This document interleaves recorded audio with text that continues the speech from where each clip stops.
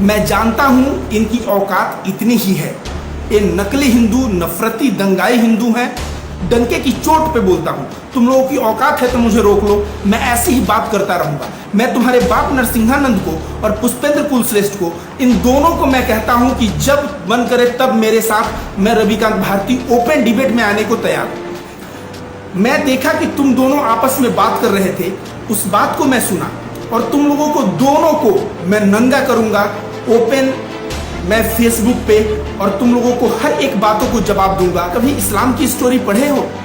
ये पुष्पेंद्र कुलश्रेष्ठ जब भी मुंह उठाता है बोलता है उसमें लिखा है काफिर, और काफिरों को जहां देखो कत्ल करो।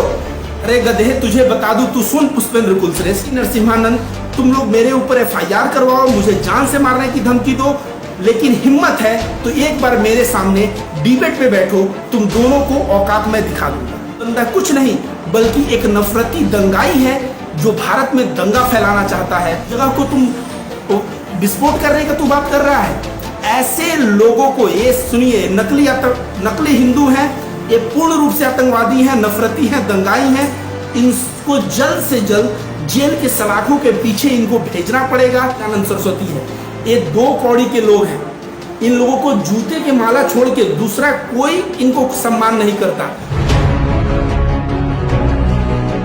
हेलो दोस्तों, मेरा नाम रविकांत भारती है। दोस्तों, मैं कुछ दिन पहले एक वीडियो बनाया था यति नरसिंहानंद सरस्वती के ऊपर। वह वीडियो काफ़ी वायरल हुआ था। इसके बाद मुझे गाजियाबाद से बहुत सारे फ़ोन कॉल्स आए। बहुत सारे लोग अपना टाइटल शर्मा बता रहा है, तो कोई अपना कुछ बता रहा है। ये सब जो शिष्य थे, किसके थे? नरसिंहानंद सरस्वती के। और ये कैसे शिष्य हैं जिनको वो बरगला के, जिनके दिमाग में मुसलमानों के प्रति हिंसा भर के वो रखा हुआ है। ऐसे लड़के मुझे फ़ोन करते हैं और कहते हैं, रविकांत भारती, अगर तुझे हिम्मत है तो तू गाजियाबाद आ जा, तू दासना मंदिर के पास आ जा, तुझे मार के रख देंगे। मैं जानता हूँ इनकी औकात इतनी ही है। ये नकली हिंदू, नफरती, दंगाई हिंदू हैं जो नरसिंहानंद सरस्वती के द्वारा इनको जो घूट पिलाया गया है उसी पे ये चल रहे हैं। मैं कह रहा हूं, इस तरह के नफरती हिंदू से मुझे हमेशा नफरत है। मुझे मुसलमानों से कोई मोहब्बत नहीं है, मुझे इंसानियत से मोहब्बत है। तुम बोलोगे हिंदू होने के नाते मैं मुसलमानों के प्रति नफरत दिल में पालूं, तो यह मैं बिल्कुल नहीं हूँगा और बिल्कुल नहीं करने दूंगा। मैं हिंदुत्व का असली पाठ पढ़ाऊंगा लोगों को और बताऊंगा कि तुम लोग जैसे जो लोग हो, मुझे गाजियाबाद में बुला के क्या करोगे? 4 अंधभक्त मिलके मुझे मार दोगे। मारने के बाद तुम लोग हीरो बन जाओगे? हीरो नहीं बनोगे, और मैं वहां आने वाला भी नहीं। इसका मतलब ये नहीं कि मैं कायर हूं, लेकिन मैं बता रहा हूं तुम लोग हिंदुत्व को बदनाम कर रहे हो। और मैं जितने बेबाकी से अपनी बात अभी कह रहा हूं, डंके की चोट पे बोलता हूं। तुम लोगों की औकात है तो मुझे रोक लो, मैं ऐसी ही बात करता रहूंगा। मैं तुम्हारे बाप नरसिंहानंद को और पुष्पेंद्र कुलश्रेष्ठ को, इन दोनों को मैं कहता हूं कि जब मन करे तब मेरे साथ मैं रविकांत भारती ओपन डिबेट में आने को तैयार हूं। लेकिन ये डायरेक्ट नहीं आके इनडायरेक्टली अपने चेलों से मुझे फ़ोन करवा के और सोच रहे हैं कि रविकांत भारती को डरा लेंगे, तो ऐसा बिल्कुल नहीं होगा। मेरे ऊपर कई FIR हुआ है और कई होगा, उसका मुझे परवाह नहीं। तुम लोग कहते हो कि मैं मुसलमानों के लिए, पाकिस्तान से पैसा आ रहा है इसलिए मैं मुसलमानों के लिए काम कर रहा हूं। अरे गधो, तुम लोगों को कौन बताए कि जाके देखो, जब भदोही में एक आदमी को पुलिस कस्टडी में मार दिया गया था और उसका कास्ट था मिश्रा, उस व्यक्ति को 1 लाख रुपए दिलवाने में मैंने मदद किया था। उसके परिवार की गवाही है, जाके सुन लो। तो मैं मिश्रा जब मारा गया उस गरीब परिवार को मदद किया, तो कैसे तुम कह रहे हो कि मैं पाकिस्तान के पैसे पे चल रहा हूं? अब मैं जो कह रहा हूं कान कर खोल के सुन लो। यति नरसिंहानंद सरस्वती तुम भी सुन लो और पुष्पेंद्र कुलश्रेष्ठ तुम भी सुन लो।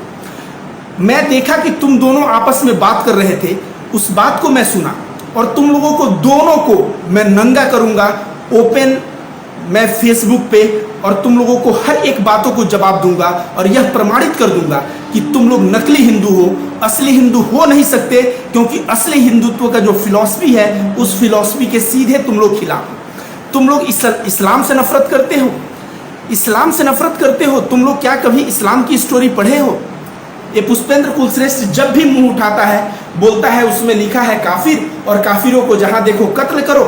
अरे गधे, तुझे बता दूं, तू सुन पुष्पेंद्र कुलश्रेष्ठ, एक बंदा था, मोहम्मद साहब उस वक्त नमाज पढ़ रहे थे और एक गरीब बंदा था जो मुसलमान नहीं था, मतलब वो काफिर था। वो मोहम्मद साहब जहाँ नमाज पढ़ रहे थे वहाँ आता है, वहाँ 5-6 लोग खड़े रहते हैं।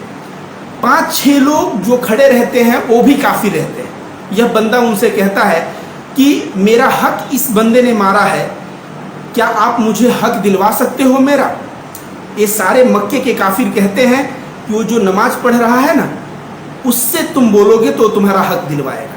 क्योंकि ये मक्के के काफिर जानते थे कि मोहम्मद साहब जब वहाँ जाएंगे तो वो बंदा मोहम्मद साहब को पसंद नहीं करता है, इनको मारेगा पीटेगा और उन लोगों को मजा आएगा।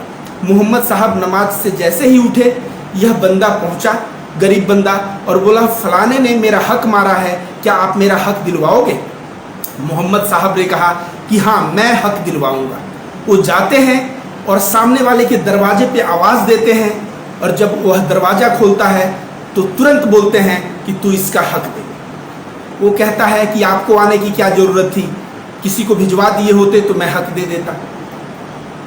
तो तुम ये समझो, पहले इसमें मैं बता दूं पुष्पेंद्र कुलश्रेष्ठ कि काफिर की हत्या करो तो ये मोहम्मद साहब जो थे काफिरों की मदद क्यों किए, उनका हक क्यों दिलवाए? क्या वो काफिर लोगों से नफरत करते थे? तो ऐसे में तो वो बोलते तू मर, तेरा हक मारा है, अच्छा किया है। लेकिन मोहम्मद साहब जैसे बंदे में जो इंसानियत थी, जैसे बुद्ध, महावीर और संत कबीर, इन लोगों में जो इंसानियत थी, ये सब लोग बहुत ऊंचे श्रेणी के लोग हैं।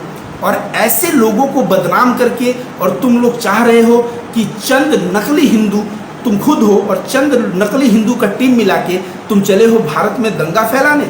यह रविकांत भारती जब तक जिंदा है यह होने नहीं देगा। आगे स्टोरी सुनो। तो मक्के के लोग भी जो काफी रहते हैं, अपने में से एक लोगों को भेजते हैं कि जा तू देख वहाँ क्या होता है।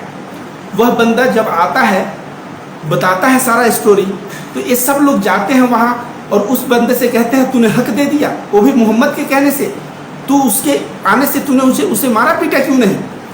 तो बंदा बोला कि मोहम्मद की आवाज़ में इतना दम था कि उस आवाज़ के सामने मुझे भय आने लगा, और इसलिए मैं जो है हक की जिसका मारा था उसका हक लौटाने पे मजबूर हो गया और लौटा दिया।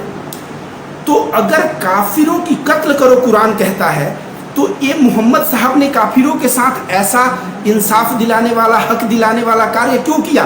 कभी इसके ऊपर ये बंदा नहीं बोलेगा कुलश्रेष्ठ, यति नरसिम्हानंद कभी इसके ऊपर नहीं बोलेंगे, क्योंकि इन लोगों की औकात 2 कौड़ी की है। इन लोगों की औकात है किसी एक पार्टी विशेष का चमचा बन के और उन लोगों के नज़र में आके अपना राजनीतिक रोटी सेकने का। तो वो सेकने मैं नहीं दूंगा, मैं बोल दे रहा हूँ, कान खोल के सुन लो। तुम दोनों का मैंने बात सुना, 40 मिनट का आपस में बात करते हो। अरे गधे, मैंने तुम लोगों को बुलाया कि मेरे से आके डिबेट करो, मुझे क्यों नहीं तुम लोग ऑनलाइन बुलाते? आपस में बात करते हो। और यति नरसिम्हानंद, तुम अपने आप को साधु और सन्यासी कहते हो, तुम सन्यासी के नाम पे कलंक हो। गीता का चैप्टर नंबर 2 स्थित प्रज्ञ व्यक्ति का जो परिभाषा है वह क्या है कि सुख दुख में एक समान, चाहे प्रधानमंत्री आ जाए चाहे एक भिखारी आ जाए, दोनों के सामने एक समान। तुम पुष्पेंद्र कुलश्रेष्ठ के सामने तुम बटरिंग कर रहे हो, तुम चाटुकारिता कर रहे हो। उस व्यक्ति की जब तुम चाटुकारिता कर रहे हो, बटरिंग कर रहे हो, तुम क्या दिखा रहे हो? क्या यही एक स्टेट ऑफ बीइंग होता है इंडियन सन्यासी का? कभी तुमने गीता का चैप्टर नंबर 2 का स्थित प्रज्ञ लोगों के बारे में जाना क्या?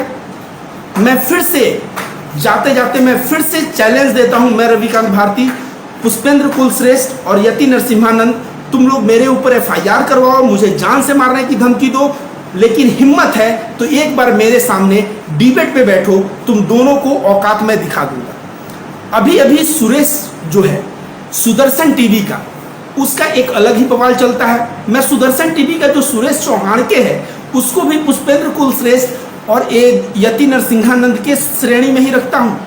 यह बंदा दिखाता है कि इजराइल ने हमला किया और मुसलमानों का जो सबसे पवित्र मस्जिद है उसके ऊपर रॉकेट का हमला होता है और उस हमले में उनकी मस्जिद नष्ट हो जाती है। हम ही लोग समझिए हिंदू हैं और हमारे जो सबसे पवित्र धार्मिक स्थान है उस मंदिर पे कोई इस तरह का बनाए तो हमारी भावनाएं आहत नहीं होंगी? इस तरह का भावना भड़काने वाले लोग, इन लोगों के टीवी चैनल को तुरंत बंद करना चाहिए। यह बंदा जब सुप्रीम कोर्ट इसको कहता है कि UPSC जिहाद चलाता था तो सुप्रीम कोर्ट इसके प्रोग्राम पे रोक लगाया था, उसी वक्त मैं समझ गया था कि यह बंदा कुछ नहीं बल्कि एक नफरती दंगाई है जो भारत में दंगा फैलाना चाहता है और इसलिए इस जेल में कई बार जा चुका है। आप लोगों को मैं बता दूं, ये जेल में इतनी बार जा चुका है और अभी फिर इसके ऊपर एफआईआर हुआ है। रजा एकेडमी ने इसके ऊपर एफआईआर किया है और कुछ दिन के अंदर यह फिर जेल के अंदर जाएगा, क्योंकि विश्व के लोग भी इस चीज का विरोध किए हैं, भारत सरकार को इस चीज का कंप्लेन कर रहे हैं और भारत सरकार इसके ऊपर सुनवाई जरूर करेगा। ये सुरेश की औकात क्या है? तुम अटल बिहारी वाजपेयी से ज्यादा अपने आप को मानते हो? जब अटल बिहारी वाजपेयी ने कहा कि मैं फिलिस्तीन के साथ खड़ा हूं, इजराइल को जमीन वापस करना पड़ेगा, तू 2 कौड़ी का पत्रकार, तेरी इतनी औकात हो गई है कि तू अटल बिहारी वाजपेयी के विचारधारा के खिलाफ बात कर रहा है। तू हिंदू मुसलमान और मुसलमानों के पवित्र जगह को तुम विस्फोट करने का तू बात कर रहा है। ऐसे लोगों को, ये सुनिए, नकली हिंदू हैं, ये पूर्ण रूप से आतंकवादी हैं, नफरती हैं, दंगाई हैं। इनको जल्द से जल्द जेल के सलाखों के पीछे इनको भेजना पड़ेगा। जो रजा एकेडमी ने एफआईआर किया है, अगर उसमें इसको बेल मिलता है या उसमें सुनवाई नहीं होती है तो मैं रविकांत भारती, मैं इसके ऊपर एफआईआर करूंगा और इसकी औकात दिखा दूंगा कि ये 2 कौड़ी का पत्रकार जो इतने बड़े पूरे विश्व में इंसानियत के नाम को कलंक कर रहा है और हिंदुत्व को बदनाम कर रहा है, मेरे जीते जी हिंदुत्व को न तू बदनाम कर पाएगा, न यति नरसिंहानंद सरस्वती कर पाएगा और न ही पुष्पेंद्र कुलश्रेष्ठ कर पाएगा।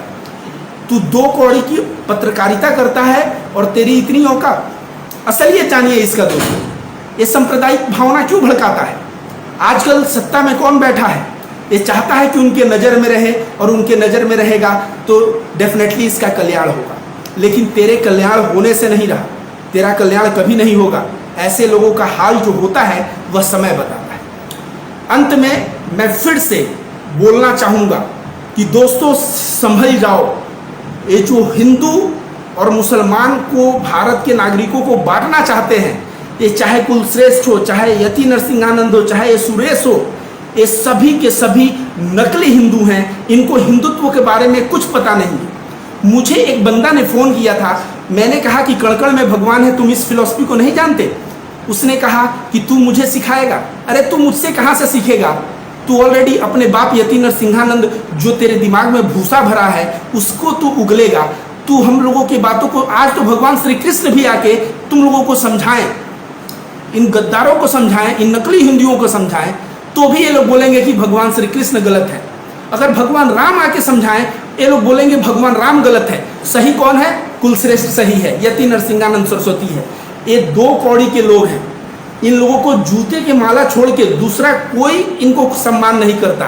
कुछ आतंकी मानसिकता के जो नकली हिंदू हैं वो जबरदस्ती ये लोग बरकरार लिए हैं और इनका फॉलो कर रहे हैं। उनका भी आंख आज नहीं तो कल खुलेगा।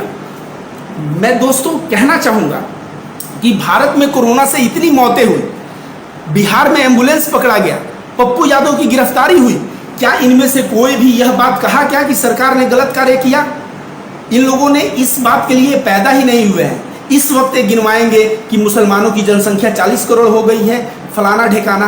तुम लोगों का पूरा वो 40 मिनट का वीडियो मैं देख रहा हूँ और उसमें हर एक बात को मैं लिख के जवाब दूंगा।